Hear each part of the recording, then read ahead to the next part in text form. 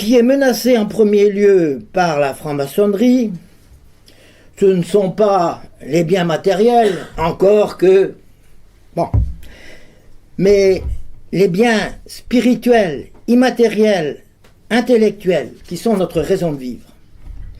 La franc-maçonnerie, en effet, mais cela, on ne le découvre que si l'on étudie soigneusement ses composantes, a, comme je l'ai dit tout à l'heure, un projet de société totalitaire, mondialiste.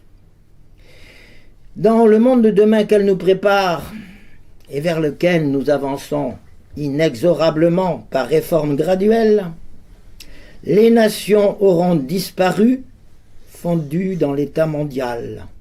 La famille aura disparu. On pratiquera l'eugénisme, c'est-à-dire la sélection des embryons, qui se développeront en laboratoire. Et je vous signale que la semaine dernière, les Anglais, je crois, ont réussi l'ectogenèse, dont parlait Aldous Huxley, c'est-à-dire le développement d'un embryon en dehors du corps maternel. Ça n'est pas pour des hommes, c'était pour des chiens. Mais tout de même, vous savez aussi sans doute que les Anglais, ces gens formidables, ont réussi à obtenir un enfant grâce à 3 géniteurs. Bon, on est bien parti. Bon, je ferme la parenthèse. Nous allons vers ce monde-là, dans lequel les citoyens, tout au long de leur existence, seront soumis à une propagande de tous les instants, propagande qui a déjà commencé, vous le savez bien. Et votre mouvement est un des rares mouvements qui s'attaque au cœur du problème. Parce que le problème, il se situe dans la tête. On veut faire croire aux gens qu'ils seront heureux en leur accordant toujours plus de liberté. Mais en accordant toujours plus de liberté, on détruit la société de manière qu'on ait des individus isolés qu'on pourra élever comme des lapins en batterie. Dans cette société de demain, on concédera dès la plus tendre enfance la liberté sexuelle la plus totale.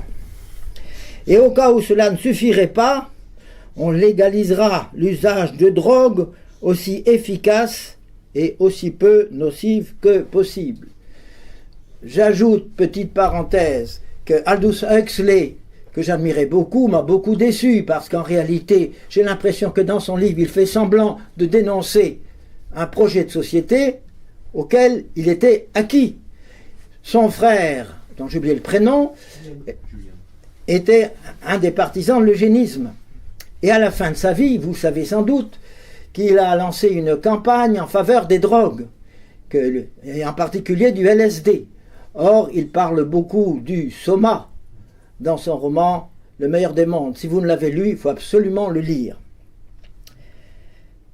Après quoi, une fois achevée leur mission passive de rouage dans la machine économique, les citoyens de demain mourront en douceur, au seuil de la vieillesse, grâce à l'euthanasie.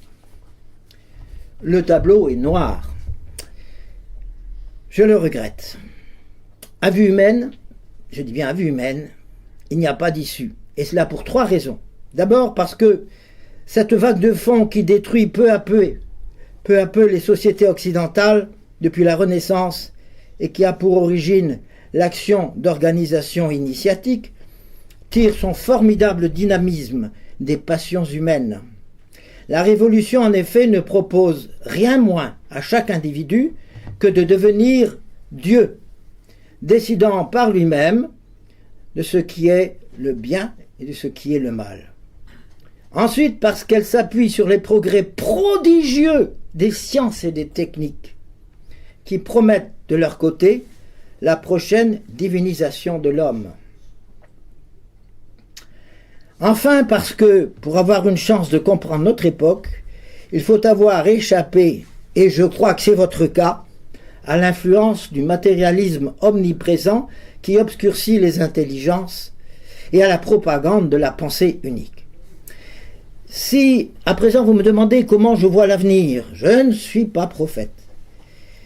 Et je vous répondrai donc à vue humaine, En m'appuyant sur les leçons d'histoire, je vous dirai donc que, selon moi, la crise dans laquelle nous sommes ne peut que s'aggraver jusqu'à atteindre son paroxysme.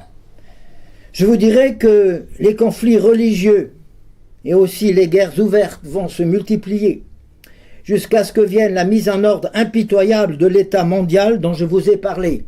Ordo ab chaos. Formule maçonnique. L'ordre surgissant du chaos. Ils provoquent le chaos pour ensuite imposer leur ordre.